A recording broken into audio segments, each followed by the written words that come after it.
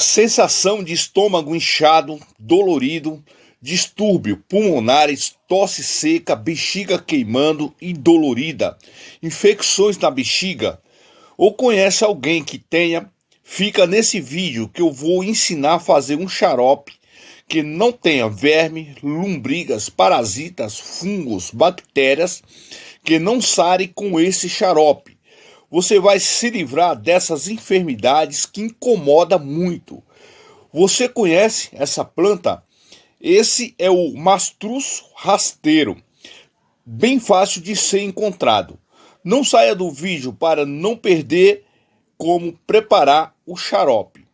Pegue um punhado bem grande do mastruz rasteiro, lave bem. Você também pode adicionar 3 dentes de alhos, casca de 2 limões e uma cebola branca. Assim o xarope vai ficar ainda mais completo. Bata no liquidificador toda a planta até as raízes com 500 ml de água. Bateu? Pegue o suco, coloque em uma frigideira com 3 colheres de açúcar.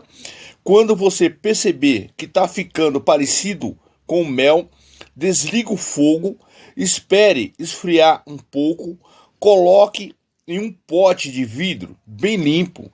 Você vai tomar uma colher 3 vezes ao dia durante uma semana.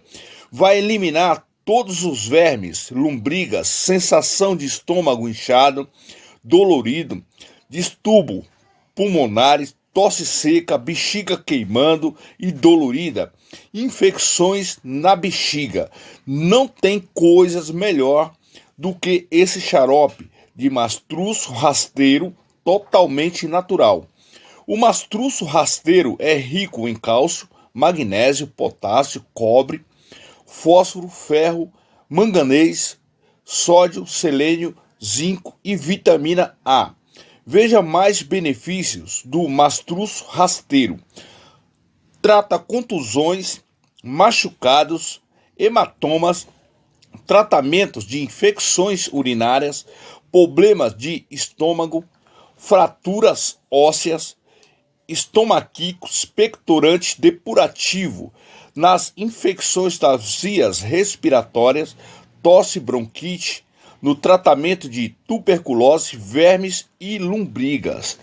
Se você gostou dessa dica, já curte, comenta e compartilha.